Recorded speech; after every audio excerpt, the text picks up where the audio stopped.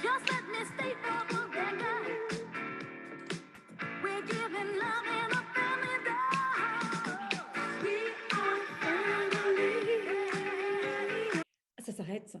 Ça s'arrête. Yes, c'est bon, bienvenue. Bonjour C'est un peu abrupt l'arrêt de la chanson. Bienvenue, bonjour à tous. Bonjour. Bienvenue à la Cafette en vie avec Arthur Hello. Aubeuf. Salut Arthur, Augustin, Paluel Salut. Marmont, coucou Augustin et Maude Caillot. Maude. Salut Maude et bonjour à tous. Hello. Bienvenue, bienvenue. N'hésitez pas à vous présenter, à dire un petit coucou. Ça nous fait chaud au cœur. Donc vous êtes ici à la Cafette en vie. On avait ouvert l'école en septembre pour les indépendants qui réussissent. Maintenant, c'est la cafette.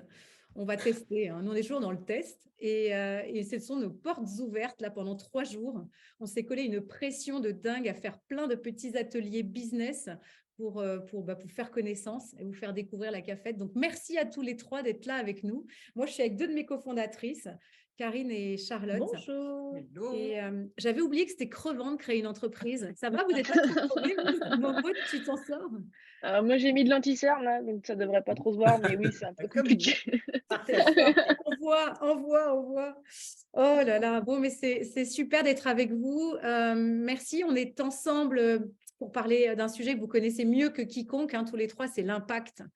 Parce qu'il faut que je vous dise une chose, c'est que dans la formation en vie qu'on fait pour les indépendants, pour les aider à être rentables, il y a une énorme dimension, enfin une dimension importante en tout cas sur la responsabilité.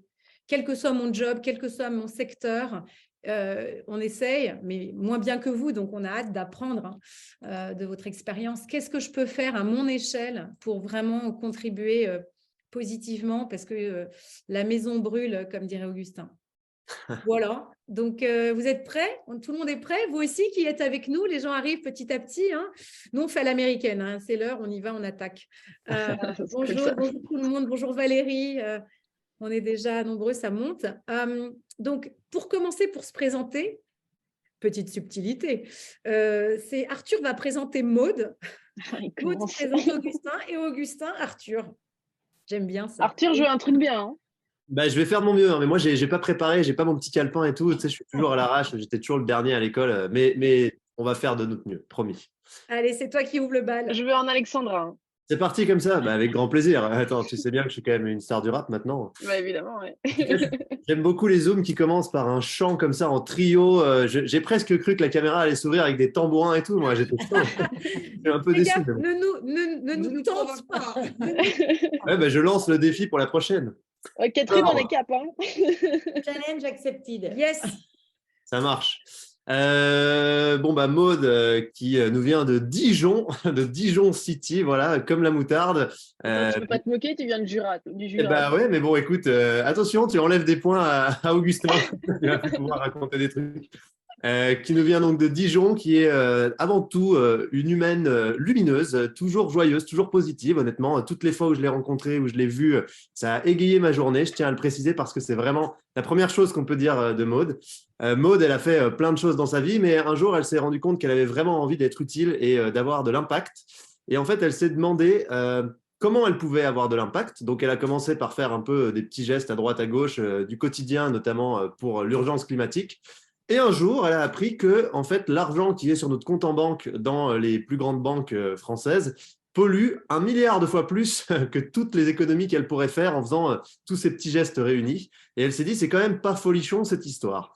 Du coup, sa vision, ce qui l'a transcendé, c'était de se dire, eh bien, je vais essayer de placer toute mon épargne, et je peux vous dire qu'elle est multimilliardaire, hein, Maude. Elle a une blinde de caillasse, vous imaginez même pas la chose. Tout ça dans un paradis fiscal, mais green. Et en fait, il s'avère qu'elle n'a pas trouvé. Et donc, elle s'est demandé où est-ce qu'elle pouvait, comment elle pouvait faire pour dépolluer son épargne. Et comme elle n'a rien trouvé et qu'elle est assez ambitieuse et en plus brillante, elle s'est dit, je vais créer une banque. Allez, c'est parti, je crée une banque.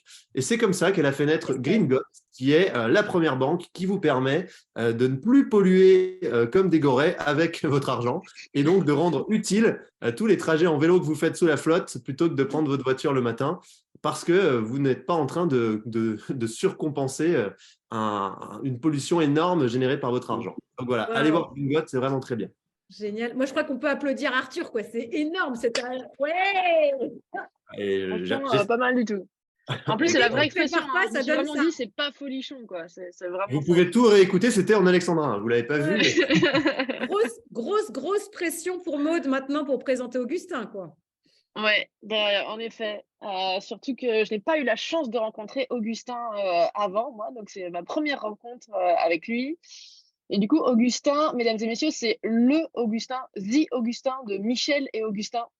Donc, c'est assez incroyable. Alors, a priori, lui ne se mange pas, mais j'ai pas testé non plus. Donc, il faudra une confirmation de ta part, Catherine, ou de toi-même, Augustin. Mais pourtant, tu es apparemment fort en goût et en tout. Donc, Augustin, la recette en 3 points, c'est une grosse dose de créativité, a priori. C'est quelqu'un qui a créé des gâteaux dans sa cuisine. Et puis un jour, qui s'est dit, bah tiens, je vais en faire une multinationale de ouf, avec en plus des valeurs incroyables et que tout le monde adorera. Donc, il a commencé ses petits gâteaux à l'âge de 18 ans. Donc, il était encore au lycée, il me semble, et il a commencé à les vendre comme ça a bien pris. Ensuite, c'est passé des petits sablés de sa grand-mère à une énorme chaîne qui distribuait en exclusivité tous ces gâteaux à tous les Starbucks des États-Unis. Donc, on est sur du très beau contrat, a priori. Donc, voilà, vous ajoutez à tout ça un beau zeste de témérité et de courage. Et puis, vous ajoutez aussi 2 cuillères à soupe d'engagement pour l'aide et l'épanouissement des enfants handicapés, qui est une des grandes causes d'Augustin. Et puis évidemment aussi un petit zeste du lycée de Saint-Louis-de-Gonzague dans le 16e, un petit zeste de scout Démasqué. Gusto. Je pense que c'est Elle pas commence à ultra faire peur. Hein. identifié. Elle arrive à tout savoir sur les gens, mais même plus que Ouais, moi. ouais, c'est un peu Alors, flippant. Hein. je D'ailleurs, dévoilerai Augustin, pas elle est les derrière toi, elle te conséquences, voit là. Elle est quelque part Ouais, derrière. Purée, attention. Oui. Donc voilà, vous enfournez le tout, vous laissez poser, vous enfournez et c'est prêt. C'est Augustin, mesdames et messieurs. Bravo. Bravo. On t'applaudit, Et c'était ouais. vraiment en alexandrin cette fois-ci. Hein. Sans faire aucune allusion ou avec des trucs à connotation un peu sexuelle, un peu bizarre. Bravo. Ouais, on Ouais, pas mal. est. J'ai un petit peu, il faudra que tu réécoutes. Ouais, ouais. Donc là, maintenant, c'est à toi, Augustin. Ouais, donc écoute, Arthur, moi je le connaissais pas, on s'est jamais vu physiquement, et j'ai vu comme des millions de Français l'espèce d'énorme émergence sur notamment LinkedIn, mais un peu partout sur le web de Time for the Planet, donc dont c'est l'un des cofondateurs. Et quand on voit des phénomènes qui prennent autant d'ampleur, c'est toujours question de se dire mais comment est-ce qu'ils y arrivent? Et en fait, derrière ces phénomènes-là, il y a toujours des génies. Donc pour moi, Arthur est un génie. Peut-être le génie, le seul génie autour de la table maintenant. Et voilà, C'est je sympa, trouve que c'est ça. un génie Ouais, parce merci. que, Un mot parce que c'est On va y aller. Non, mais, Salut les gars, bonne non, c'est moi, réunion. non, mais Bon, Bonne bah, moi, je ok. suis pas un génie.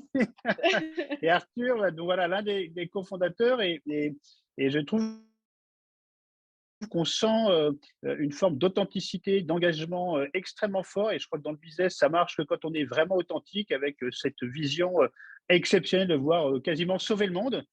Et c'est comme ça que moi, je décris Arthur. C'est vraiment quelqu'un qui veut sauver le monde. J'adore tous les slogans publicitaires qu'ils ont mis en place. Hein. Donc moi, je pense que pisser sous la douche, ça permet de résoudre beaucoup de problèmes, mais c'est sûrement pas suffisant. Arthur roule aussi à 110 km/h. Et en gros, donc, Time for the Planet, c'est simplement une entreprise qui va créer elle-même et encourager à la création d'entreprises dont la mission quasiment exclusive et principale est de réduire notre impact carbone sur notre petite planète. Voilà, moi, c'est vraiment un phénomène. Moi, dans mon secteur agroalimentaire, il y a eu plein d'initiatives. Il y a eu ce truc hors norme qui était c'est qui le patron? Après la vague Michel Augustin Innocent. Et pour moi, c'est un ovni, Time for the Planet. Donc, je crois que ça marche très, très fort. Et c'est canon. Et ce qu'il faut, c'est arriver à disrupter aussi tous les autres modèles dans tous les autres secteurs. Et pour moi, c'est vraiment un exemple de disruption majeure. Et je suis très heureux, en tout cas, de faire connaissance aujourd'hui avec notre ami Arthur. Yeah, bravo. Moi, non, on applaudit. Alors, Maud, elle applaudit pas parce qu'elle se dit oui. Si. Elle a déjà. Non, mais Bravo, je tiens juste à dire que venant d'une personne de ta qualité, déjà, ça me touche énormément et que j'ai toujours eu 2 en maths toute ma vie. Donc, que quelqu'un me qualifie de génie, c'est wow, incroyable. Oh purée, ça commence fort. Vous êtes prêts, vous êtes chauds. Je sens qu'on va avoir un bel échange. Donc, je vous rappelle, bienvenue à tous ceux qui nous rejoignent.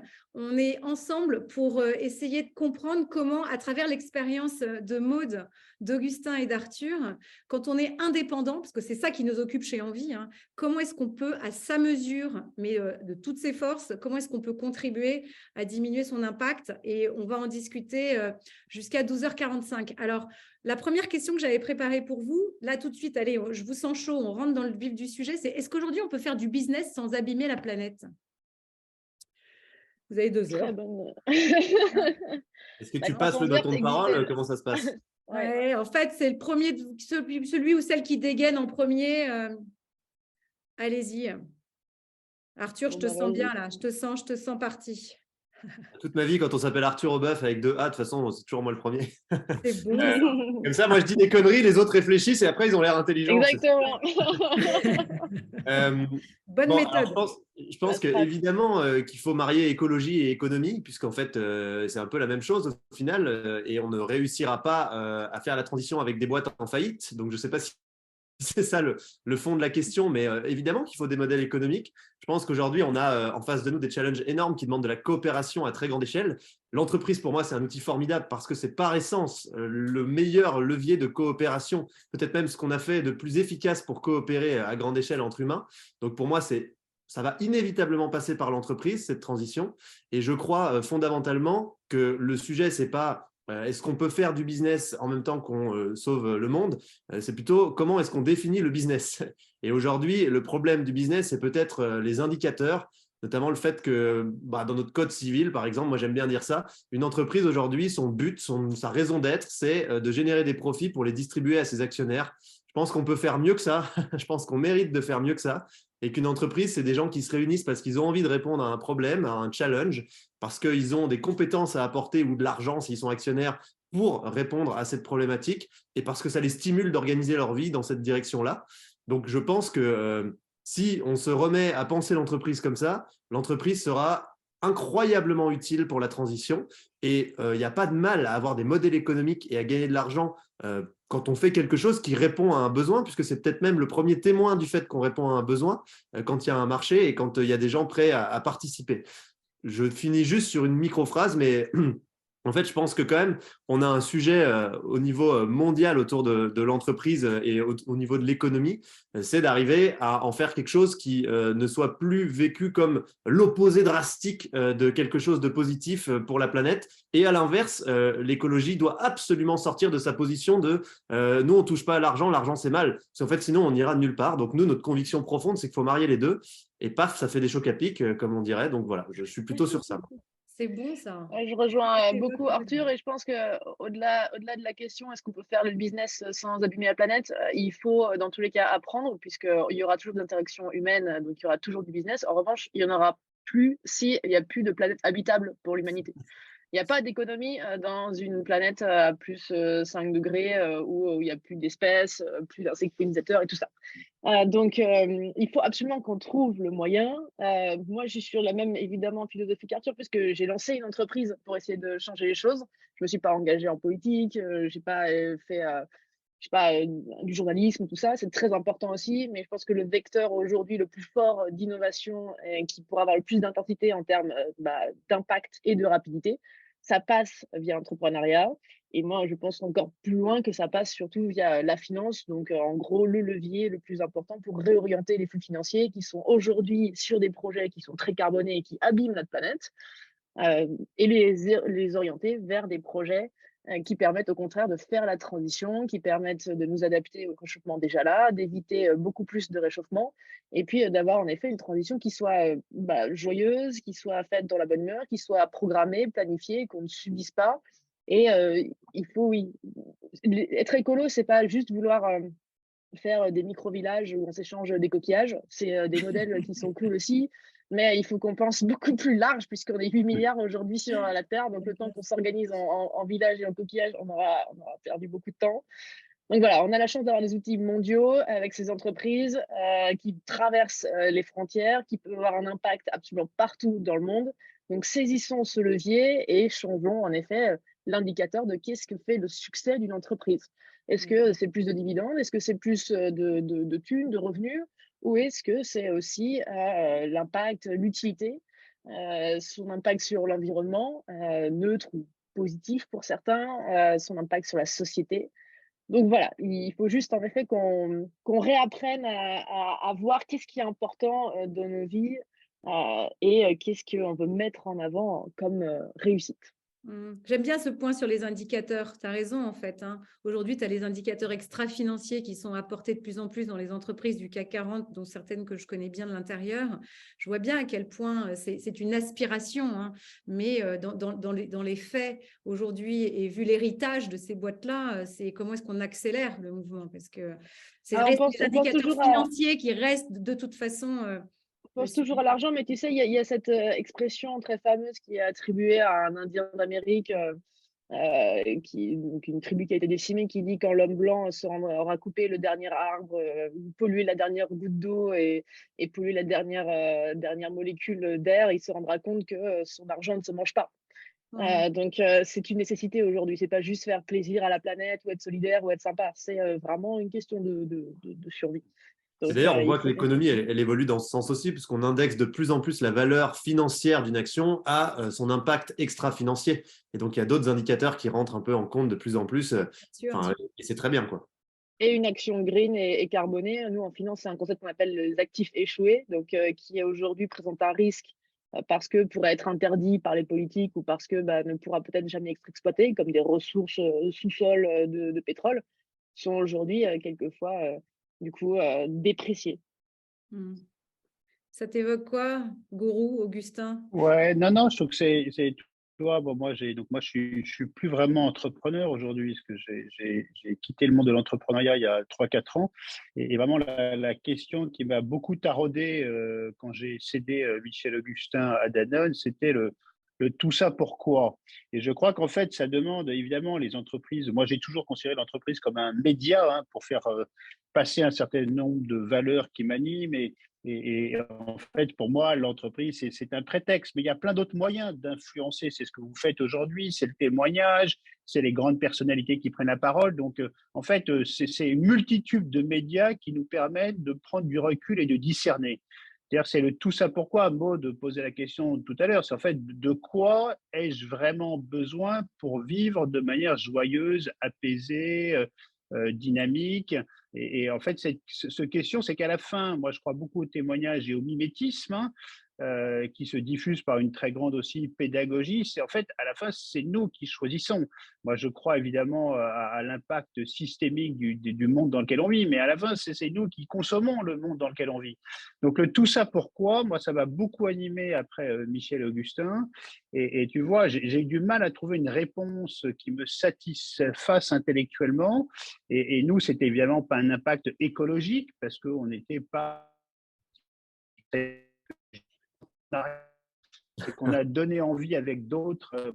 C'était la préhistoire, hein, notre histoire 2004-2015. Hein, c'était vraiment, on a participé à donner envie à une génération d'étudiants français parce que c'était un business qui était simple à comprendre, parce que nous, on est plutôt normaux, parce que c'était accessible dans la vie de tous les jours, parce que ça a été fortement médiatisé, étudié dans les écoles, dans les BTS. Donc, on a donné envie, avec d'autres, à une génération française d'étudiants de tenter l'aventure entrepreneuriale, d'être entrepreneurs de leur vie. Et c'est un peu aussi ça le sujet, j'imagine, d'être indépendant, c'est prendre le contrôle de sa vie pour exprimer pleinement ses talents. Mais à la fin, c'est une introspection personnelle extrêmement forte pour se dire de quoi ai-je besoin pour vivre et est-ce que ce dont j'ai besoin correspond à ce que je fais tous les jours? Est-ce qu'entre mes idéaux et la réalité, il y a une grande cohérence, tu vois? Donc moi, c'est vraiment un sujet qui me passionne.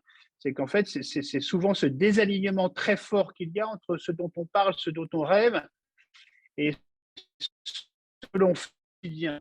Je crois que c'est là où on va retrouver, effectivement, si on était tous plus cohérents, plus exigeants, c'est sûr qu'on massifierait un impact monstrueux sur la planète et pas que la planète, parce que pour moi, l'impact, c'est pas un impact pour moi écologique, c'est vraiment comment chacun on contribue dans notre vie quotidienne à un monde meilleur, dont la partie écologique, mais pas du tout exclusivement la partie écologique.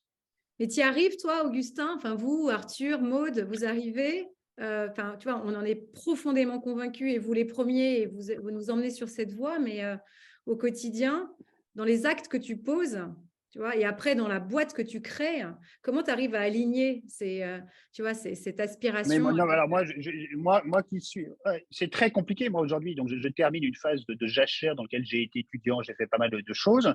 Et là aujourd'hui, je réfléchis à me relancer dans une aventure entrepreneuriale. Et c'est sûr que je suis un peu en panique parce que je mets aujourd'hui un niveau d'exigence dans le tout ça. Pourquoi? Parce que c'est tellement facile. Il y a le fameux bouquin, Le bug humain, là, comment il s'appelle, de Sébastien Koller, je crois, Ouais. qui ouvre son deuxième bouquin sur Boller, pardon, notre capacité à se raconter des histoires en permanence pour se rassurer, mais qui, in fine, qui sont des histoires qui, au fond, on sait bien que ça ne tient pas la route. Et c'est très difficile d'affronter la réalité du monde. Donc, moi, aujourd'hui, je suis un peu je ne vais pas dire la panique, mais si tu veux vraiment faire quelque chose qui soit le plus pur possible, tu t'aperçois qu'en fait, c'est très, très compliqué. Ouais, mais Donc, commençons voilà, avant pour te d'aller dire vers que le pur. pour remonter un. Je sais pas. Avant d'aller vers le plus pur possible, c'est quoi les Oui, choses oui, non, qui peuvent nous inspirer dans ce que vous faites? Et même vous, qui nous écoutez, c'est quoi les actes simples que tu poses au quotidien et qu'on pourrait tous suivre, non? Pour déjà, avant de parler de vos boîtes, à titre personnel, Changer de banque. ouais, qu'est-ce que tu fais? Le plus gros impact aujourd'hui, enfin, si on raisonne en termes de carbone, hein, évidemment, il n'y a pas que ça, hein. Il y a la biodiversité, il y a en effet l'utilité sociale, publique. Mais en termes d'émissions de gaz à effet de serre, 25 000 euros dans une des 4 plus grandes banques françaises, c'est 12 tonnes de CO2 qui sont émises en votre nom.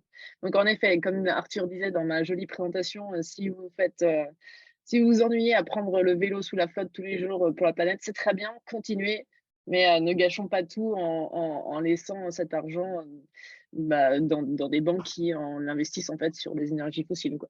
Donc, changer de banque, et puis il y en a une petite nouvelle là qui vient de se lancer qui est plutôt cool, donc n'hésitez pas à regarder. T'as combien de clients aujourd'hui, Maude? J'en ai 9 000, Yes, bientôt 10 000. c'est Voilà. dingue. C'est Bravo. très cool. Ouais. Et toi, Arthur, qu'est-ce que tu fais qui nous inspire? En fait, je fais plein de choses, mais je pense que je préfère pas. Enfin, en fait, moi, je pense que la pureté militante, elle est hyper dangereuse. Enfin, j'aime bien en parler, mais aujourd'hui, on aura tous un pied dans le vieux monde pendant longtemps et de plus en plus un pied dans le nouveau monde, et c'est très bien. Mais en fait, il faut pas du tout qu'on tombe dans ce truc où on compte les bons points. Je crois que toute intention sincère, déjà, de ne serait-ce que s'intéresser au sujet, il faut l'encourager, parce que sinon, on a une espèce de camp qui se crée. Et une espèce de truc qui rend complètement inaccessible la transition. Je pense que tout le monde doit se dire je suis pas parfait. Donc moi, je préfère dire pourquoi je suis pas parfait plutôt que ce que je fais de bien. Donc moi, je prends des douches trop longues, je prends trop souvent ma voiture, je fais plein de trucs pas parfaits. Je suis vraiment pas du tout un espèce de Saint-Maritain du climat. Et pourtant, je m'engage et pourtant, je fais de mon mieux au quotidien. Et je pense que c'est important. En fait, le sujet, c'est, pour moi, la première chose, c'est de se déconstruire. C'est ça notre plus grosse action, c'est comment on se déconstruit, comment on reconsidère le modèle de société dans lequel on vit. Comment est-ce qu'on peut aussi imaginer que la transition, c'est pas un truc chiant, en fait, que ça peut être excitant, qu'il y a des opportunités, que, en fait, le futur peut être sympa. Moi, je crois qu'on a vraiment besoin de ça. C'est une question de projet de société. Aujourd'hui, quand on regarde notre projet de société, il est à chier. Il y a 50 ans, quand on disait à un gamin, c'est quoi 2020? Bah, il vous regardait avec plein d'étoiles dans les yeux, il vous disait des voitures volantes, des gratte-ciel tellement hauts qu'on voit plus le sol, machin. Tout le monde allait vers ce projet de société parce qu'on avait un rêve commun. Maintenant, on dit à un gamin, c'est quoi 2080? Et il vous dit survivre. Mais c'est nul à chier.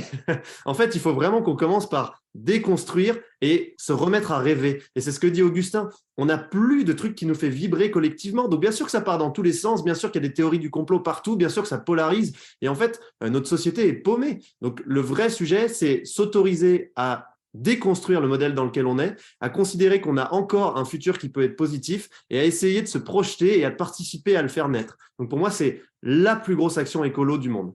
Waouh, j'aime bien l'idée de vibrer collectivement parce que c'est ça Arthur en plus qu'on Président. ressent. Ouais, Arthur Mais- Président. Je préfère le ski dans le Jura, hein, je vous le dis. Moi, j'ai autre chose à foutre que d'être Non, réuni. et oui, il faut retrouver un projet qui soit hyper enthousiaste, collectif, commun. Mais moi, moi, je raisonne par rapport à ma propre psychologie. C'est à quel point, sans du tout parler d'ayatollahs, de gens extrémistes, de gens dogmatiques, évidemment, c'est pas ça le sujet. Mais on se construit tous, quoi. L'éducation, le principe de base de l'éducation, c'est le mimétisme. Et moi, par exemple, il y a une des personnes qui m'inspire beaucoup, qui est évidemment une personne qui est segmentante, mais qui a écrit ce bouquin parmi tant d'autres, qui est Ouvrir une voie, c'est quand Ouais. quelqu'un partage une décision courageuse personnelle qu'il prend, pas en tant que donneur de leçons, mais pour ouvrir un chemin. Moi, en tant qu'individu citoyen, ça m'interpelle. Mais tiens, mais pourquoi il a fait ça? Quel est le sens de cette décision-là? Ah oui, ce gars-là est courageux et ça m'entraîne à faire un peu mieux. Donc, évidemment, moi, aujourd'hui, quand je pars en vacances, toi, là, Noël, C'est nous, là? Non, c'est c'est des toutes Augustin qui petites part en choses. Je partais Norvège, là, toujours, non? toi, de manière C'est- symbolique, je vais à l'hôtel. Pardon? Non, en fait, je crois qu'il y a ton Wi-Fi qui bug. Ouais, J'ai pas de malheureusement. wifi. On t'entend plus. Ah, voilà. En Tu fait, m'entends, c'est là? très très lent, puis après, ça va à toute blinde. Oui. C'est pas 110, c'est pas 110 km/h là. Tu as fait une accélération Vas-y. tout d'un coup là. Et là, c'est bon, là, on Ouais. a. Non, voilà, non, mais donc je reviens sur le mimétisme et à quel point moi j'ai besoin d'avoir des personnes qui m'inspirent, qui partagent leurs décisions, leurs réflexions, parce qu'à la fin, ça vient sur une décision individuelle de changement. Et moi, quand les personnes, décisions, les petits pas qu'ils font, ça m'inspire en fait à les suivre, parce que moi, je fonctionne comme des milliards d'individus par le phénomène du mimétisme dans l'éducation. Oui, on est d'accord. Et c'est ce qui t'a amené à faire cette opération. Tu veux nous en parler et des 110 Non, points mais moi, hautes?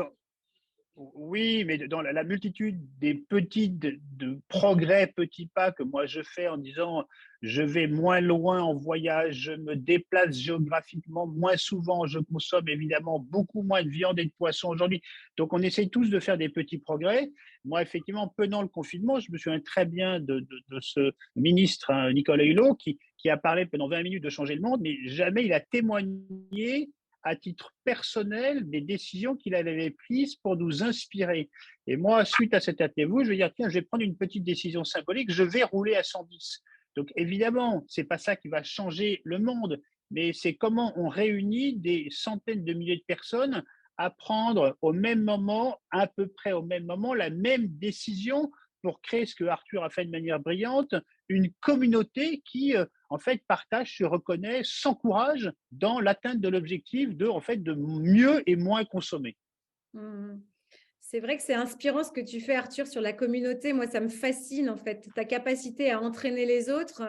euh, c'est génial. Non. Vous êtes très gentil, mais je tiens quand même à te dire qu'on ne fait jamais rien tout seul et qu'en fait, c'est vraiment une aventure collective et d'équipe. Et c'est parce qu'on est ensemble et qu'on est 71 000 que ça marche. Parce que s'il y avait que Arthur tout seul, il ne se Ouais. passerait pas grand-chose. Hein. J'ai envie de Non, dire. bien sûr, mais ce qui est en plus assez incroyable, c'est que tu arrives à créer cette communauté, cette cohésion à distance, en fait. Hein. Et c'est tout l'enjeu, en fait. Comment je recrée du collectif aujourd'hui, alors que tes 71 000, ils viennent de partout, de toute la France, non? Et ça, je Oui, trouve ça admirable. Ouais. c'est encore une fois, je pense principalement parce qu'on leur propose une vision de l'écologie qui est fun, qui est joyeuse, qui donne envie et que c'est pas un truc où tout le monde est dépressif et où tout le monde se tire dessus en comptant les bons points. Et je pense qu'il y a des gens que ça intrigue, voilà, je sais pas. En tout Non, cas, mais ça c'est reflète ce génial. que nous on est et ce que nous on croit.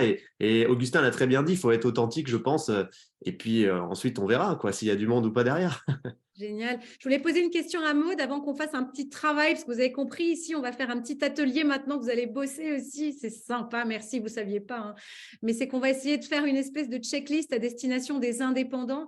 Qu'est-ce qui ferait que même moi, à mon échelle, enfin on l'a dit, hein, ça passe par l'individu, mais à mon échelle et ensemble, qu'est-ce qui dans mon business d'indépendant, de freelance, de solopreneur, quel que soit mon sujet, comment je peux moi-même contribuer à cela joyeusement. Mais avant, Maud, est-ce que tu peux nous dire, donc toi, tes clients en fait qui sont chez Green Got, et il y en a presque 10 000, tu les encourages aussi à titre personnel, au-delà de l'offre qui est la tienne avec ta banque, vous avez des discussions sur le reste, sur le reste de leur vie. Ah Tu les oui, bien sûr, inspires. parce qu'en fait, avec ta carte Gringot, tu as un calculateur de CO2 à chaque fois que tu payes avec ta carte. Donc, tu as ton report, ton rapport de combien de CO2 ont été émis via ta consommation et quelles sont les alternatives qui permettent d'émettre un peu moins. Comment est-ce que tu peux changer des habitudes et tout. Donc, alors, on ne veut pas être dans l'ingérence de dire tu as trop pollué ou tu vois, des choses comme ça. Hein, évidemment, on est beaucoup, nous, sur, en effet, passer un bon moment ensemble. Donc, te faire découvrir des alternatives un peu cool, te faire découvrir juste des choses qui polluent, on rend pas compte. Par exemple, est-ce qu'on sait qu'un jean, par exemple, au niveau de la pollution, de l'eau, des choses comme ça, a un énorme impact? Je pense pas que tout le monde soit au courant. Donc, il y a des petites choses comme ça qu'on Où est-ce fait que je trouve machinalement tous les jours. Où est-ce que je trouve enfin, en ligne ou tu vois la liste ou les trucs les plus polluants, les trucs que je dois éviter pour à titre Bah, t'as personnel? tout sur, on a tout sur notre blog et puis quand tu es membre chez Green God, tu as toute une partie impact sur ton application. Bah, je sais pas si Arthur a pu faire le tour de ça, il fait partie des membres, il pourra peut-être témoigner plus objectivement de tout ça. Et moi, je voulais juste revenir sur le côté mimétisme et tout. C'est une notion qui est très populaire dans l'écologie, notamment au niveau du colibri. Cette histoire il y a le feu de forêt et t'as tous les animaux qui regardent et le petit colibri qui fait sa part. Je trouve que c'est très, très intéressant, mais je pense qu'il nous faut aussi ne pas tomber dans il me faut quelqu'un qui montre l'exemple, il faut quelqu'un qui fasse pour que je suive et tout. Je pense que c'est aussi c'est le rôle des entrepreneurs et aussi la possibilité à vraiment de tout le monde de changer le monde et d'être les personnes qui fait le premier pas. Moi, quand je me suis dit que j'allais lancer une banque, tout le monde m'a dit que c'était pas du tout à moi de faire ce pas-là, que j'en étais pas capable, pas la meilleure personne. Et c'est certainement vrai, je suis pas la meilleure personne, mais en tout cas, il se trouve que personne ne le Tu le faisait ce fais. pas. Donc, il faut faire attention à pas être un petit peu trop dans cette inertie ou cette un peu instinct du genre bah, personne l'a fait, pourquoi moi, mais pourquoi pas vous en fait. Donc, soyez toujours très proactifs. Certaines fois, le changement ne pourra venir que par vous et c'est vous qui devrez inspirer les autres. Donc, Ah, on t'a perdu là, non? Autour de ça. Entendez Maud? C'est bon. T'es T'es revenu. revenu? T'es revenu. La dernière phrase était nulle. Oui, on n'a pas entendu ta dernière phrase, Maud.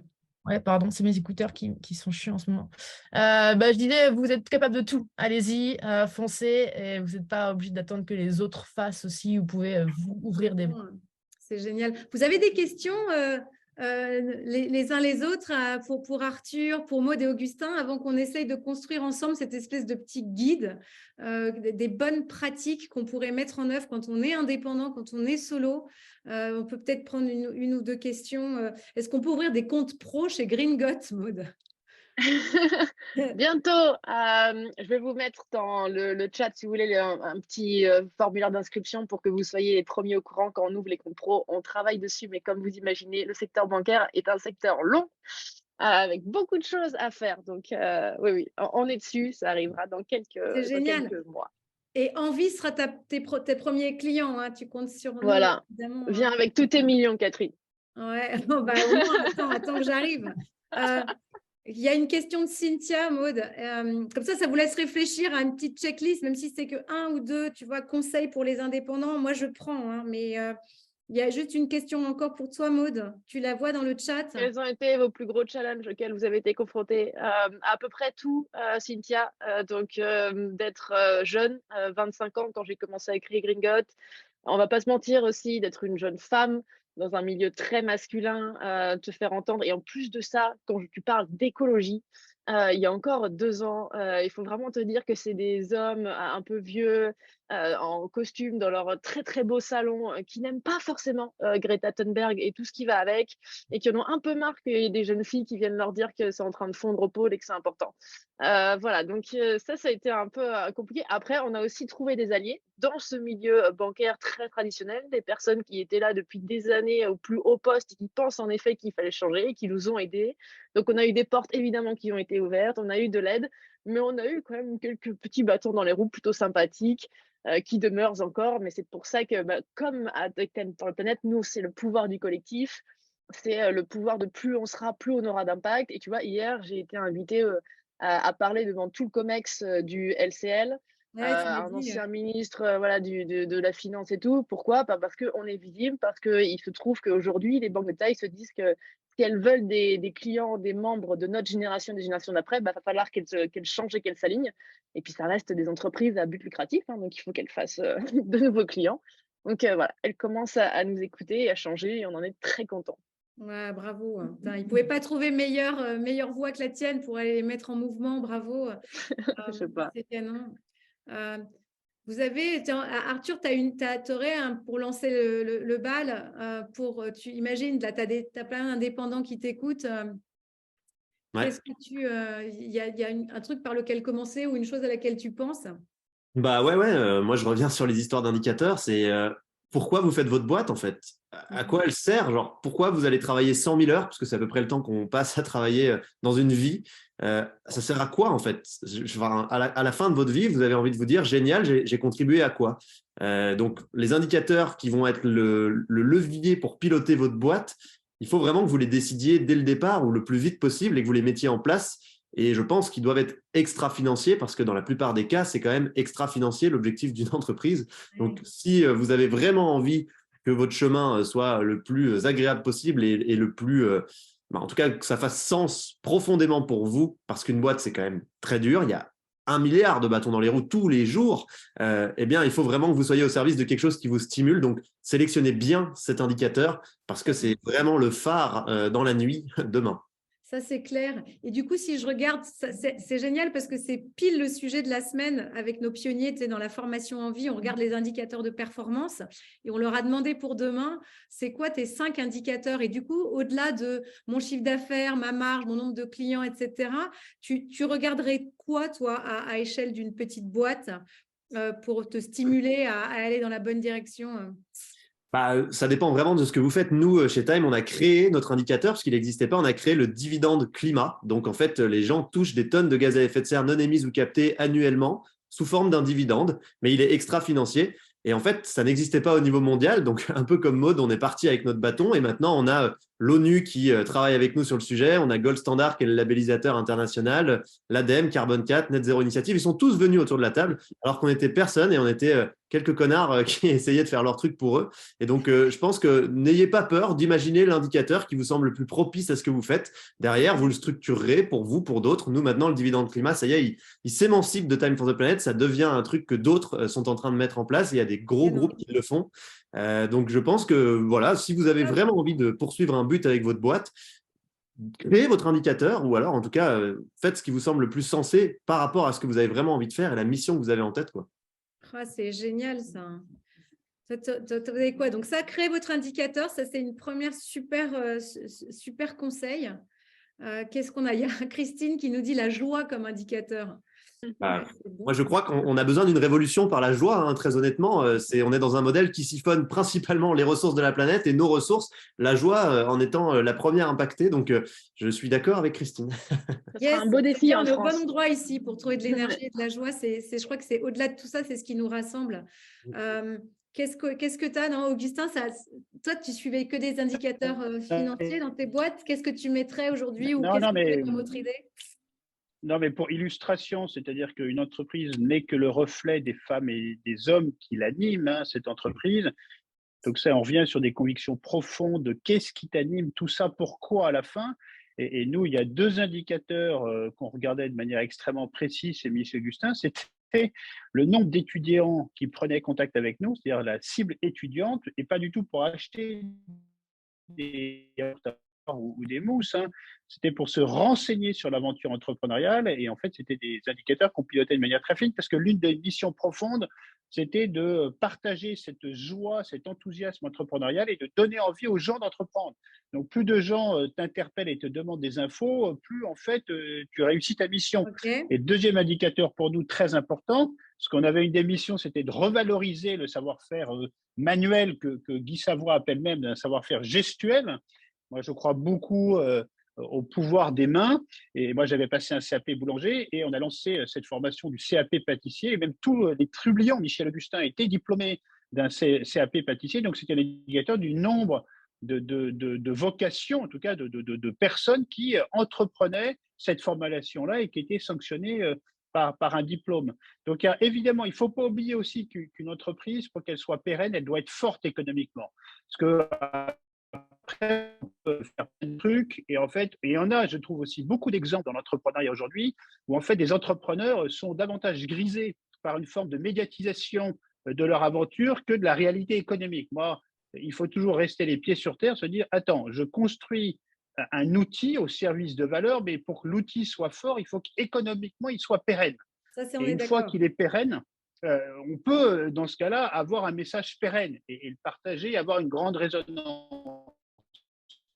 Donc, c'est clair qu'il faut des entreprises qui soient fortes économiquement, mais pas au détriment des valeurs profondes qui animent les entrepreneurs et les femmes et les hommes qui vivent cette entreprise au quotidien. Moi, je dis toujours, c'est si tu dois parler aux 8 milliards d'individus, qu'est-ce que tu veux leur dire? Si tu avais une phrase à partager.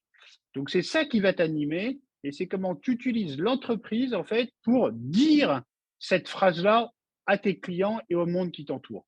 C'est bon ça. On va réfléchir à la phrase des 8 milliards, mais j'aime bien que tu remettes le focus quand même sur la rentabilité parce que, in fine, quand même, c'est aussi ça qui, tu vois, surtout quand tu es indépendant, je veux dire, tu crées de ta valeur pour que ton aventure entrepreneuriale, ça soit ton rêve et ça soit pas un cauchemar. Il faut que tu puisses atteindre ton point d'équilibre et en vivre durablement. Maintenant, il y a toute cette dimension de responsabilité que tu dois essayer de prendre en compte à chaque étape de ta chaîne de valeur. Maud, tu dirais quoi un indépendant aujourd'hui Moi, je ferai le pont. Je pense que ton business doit être durable. Il doit être durable sur les deux aspects. Le premier, c'est être durable dans notre environnement, dans notre écosystème. Donc, quelle est son utilité? Parce qu'il faut qu'il soit utile pour être durable.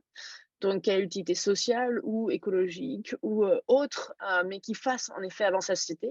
Et puis, l'autre aspect de la durabilité, c'est évidemment d'avoir un business model. Donc, c'est-à-dire comment est-ce que tu gagnes de l'argent durablement? Parce qu'en effet, tu ne peux pas travailler 100 000 heures, comme disait Arthur, de ta vie si tu ne peux pas en vivre, si tu dois être aux aguets, l'affût à chaque fois de financement, de nouvelles choses. Enfin, voilà. Il faut que tu puisses avoir l'esprit libre, l'esprit en paix, un modèle qui soit robuste et qui ne soit pas juste de donner gratuitement des choses qui sont certainement très bien, mais qui ne feront pas que tu puisses durer, en fait. Ouais. Donc, la durabilité dans les deux aspects de ta boîte, c'est extrêmement important. Et enfin, nous, par exemple, on est une néobanque qui n'est pas gratuite. Dans un modèle où il y a encore peu de temps, c'était gratuit.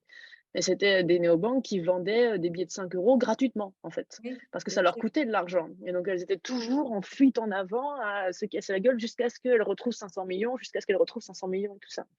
Nous, on a pris un parti pris dès le départ où chaque utilisateur est à l'équilibre. Voilà, comme ça, c'est durable pour nous. Et en plus de ça, la mission l'est aussi. C'est clair. Est-ce que vous qui nous écoutez, vous avez des business durables au double sens du terme de Maud? Oui, oui ou non? C'est pas grave si c'est non. Hein. Augustin, tu as une proposition, tu as vu d'associer. Hein. Ouais. Ah, je n'ai pas vu. Attends, je Il y vais a sauter quelqu'un dessus qui veut alors. s'associer à toi, Augustin. Quelqu'un qui super. Il y a quelqu'un qui veut te pitcher. C'est un peu le Tinder, de l'association, ton truc en fait. Hein. C'est-à-dire que forcément, on a quand même des points forts qui nous relient. On a tous envie d'avoir des business plus durables. On est tous animés par une grosse patate et envie de propager de la joie. Forcément, ça attire des gens comme nous. Finance tes charges, réponds à tes besoins, ta mission. C'est génial. On a un petit compte rendu là dans le chat. Donc, pas encore hein, quand même. Tu vois, Maud, ta double durabilité, ça reste une visée, évidemment. Hein. Mais c'est à ça qu'on bosse. En tout cas, c'est à ça qu'on veut travailler chez Envie. Hein. Non, Arthur? Non, mais c'est vrai que c'est hyper important et je pense que le premier point est à ne surtout pas négliger parce que jusqu'à maintenant, tout ce qui était durable, en effet, n'était pas forcément viable économiquement et c'est très tayloriste comme punch, mais je pense que aujourd'hui, on met en action de la force de travail. Il y a des milliers, des milliards de gens qui viennent travailler au quotidien pour changer le monde et normalement l'orienter dans une direction qui est la plus désirable collectivement. Le problème, c'est que ces gens-là, ils vont pas y aller gratuitement et ils ont besoin que leur travail soit rémunéré, c'est juste normal. Donc, il faut qu'on pense nos modèles si on veut changer le monde pour qu'ils soient viables. Et encore une fois, aucune boîte en faillite ne peut changer le monde. Donc, c'est sûr qu'il faut marier écologie et économie. Maintenant, le but, c'est au service de quoi est cette économie. Donc, c'est ça qu'il ne faut pas perdre de vue et qu'on a un peu perdu de vue aujourd'hui, je pense. Génial, c'est hyper fort. Vous avez un petit point d'actu pour finir, parce qu'on doit se quitter. C'est moche, on se retrouvera bientôt, j'espère, et j'ai plein de questions à vous poser encore. Juste, je voudrais finir les uns les autres. C'est quoi votre actu ou le truc qui vous drive? Comment est-ce qu'on peut vous suivre? Maud, tu nous dis? Moi, l'actu, écoute, c'est qu'on a de bonnes nouvelles, de grosses banques qui changent. Donc, notre impact, il est avec l'argent des membres, mais aussi via tout ce projecteur et cette lumière qu'on met sur l'impact des banques. On est très contents. Évidemment, plus on sera, plus on aura d'impact. Donc, si vous voulez ouvrir un compte, vous êtes la bienvenue. Et vous pouvez nous suivre sur LinkedIn, sur Instagram, sur TikTok. par mail. On est très prolifique et on donne beaucoup, beaucoup de contenu pour éduquer sur l'écologie, qu'est-ce que ça veut dire le Génial. changement climatique, qu'est-ce qu'on peut faire et tout ça. Donc voilà, On on va te s'amuse suivre. bien, on fait des petites vidéos un peu fun et tout. Voilà, c'est bonne ambiance, vous pouvez venir. C'est bonne ambiance et puis surtout, on sent. Moi, je suis fière d'être autour de toi, Maude, et Et de moi, je suis te. très fière aussi de Parce t'avoir avec que moi. vraiment, tu me donnes une patate et une visée, tu vois, une vraie direction à suivre. Et Ça me fait trop ça me met plaisir. en mouvement, quoi. Hein. Donc, toi, Arthur, la grosse actu du moment.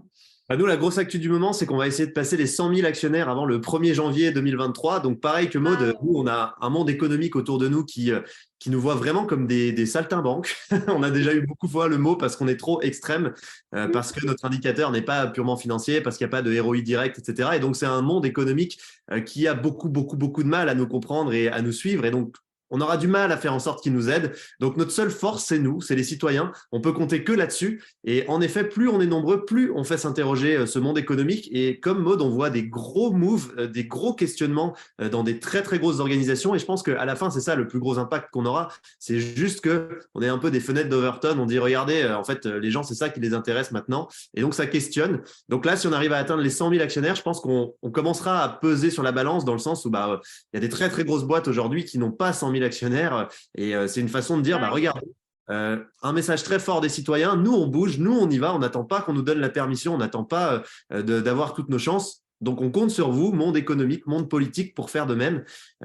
Donc j'espère qu'il y aura du monde au rendez-vous pour qu'on atteigne ces 100 000. Et ça se passe sur join-time.com, c'est très simple. Ouais. C'est canon. Écoute, 100 000, on va essayer d'y contribuer. Hein. Si vous n'êtes pas encore actionnaire, les amis, pour Noël, pour vous, pour les gens autour de vous, vous devenez actionnaire de Time for the Planet et puis vous prenez un petit compte pour avoir la carte en bois de Green God. C'est bon, ça. Hein. Et toi, Augustin, alors tu vas t'associer avec quelqu'un qui est là, je sens. Non, mais bon, toi, je trouve que il ne faut pas hésiter, quand on peut se le permettre, de prendre ce que j'ai pris, moi, une période de jachère, dans laquelle j'ai fait cette formation qui m'a absolument passionné de médiateur, donc d'un diplôme d'État de médiateur familial. Et en fait, je trouve qu'on vit quand même dans un monde dans lequel on le voit, il y a des très grandes tensions, il y a beaucoup de conflits. Et aussi, c'est un travail très personnel de se dire, en fait, comment je contribue à apaiser un peu les choses, même autour de moi. Parce qu'en fait, les gens ne s'écoutent plus. Et le médiateur, c'est quelqu'un qui se pose toujours la question de pourquoi les gens agissent comme ils agissent. C'est-à-dire de prendre les lunettes de l'autre pour essayer de voir sa perspective, de comprendre la façon dont il fonctionne. Et voilà, la qualité du monde dans lequel on vit dépend de la qualité de nos relations. Et je crois qu'il y a un gros enjeu pour chacun d'entre nous d'être beaucoup plus à l'écoute, beaucoup plus réceptif, beaucoup plus dans le discernement pour quand même un peu apaiser les choses, parce que ce n'est pas dans le conflit et la violence qu'on arrivera à résoudre les problèmes immenses auxquels on est confronté. C'est clair. Eh ben, écoute, ça c'est complètement aligné avec ce qu'on fait nous aussi chez Envie. Tu vois, nous, on est, moi, l'actu, c'est d'arriver à travers les formations qu'on donne aux indépendants, à leur envoyer plein de rentabilité, d'amour et de power patate pour contribuer, tu vois, et réussir à être durable au double sens du terme. Donc, ça me fait super plaisir d'avoir eu cet échange avec vous, très apprécié à en lire les messages qui sont dans le chat. Merci à tous. Hein, je vois que ça vous a beaucoup plu. Et moi aussi. Merci infiniment. Merci, salut. À toutes et tous. Ouais, Ciao. Bonne journée. Salut. de ça. Je vous embrasse. Et à très bientôt. On se retrouve ce soir pour ceux qui sont encore là à 18h pour la suite des portes ouvertes en vie.